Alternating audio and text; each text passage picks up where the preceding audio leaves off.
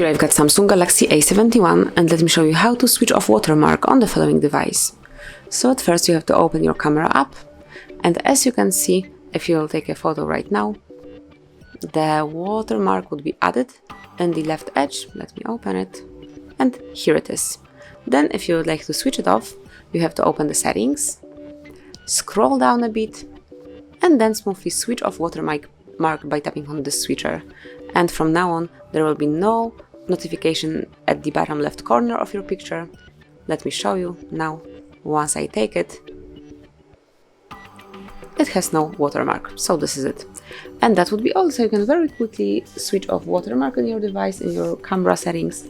Thank you for watching. Please subscribe our channel and leave the thumbs up.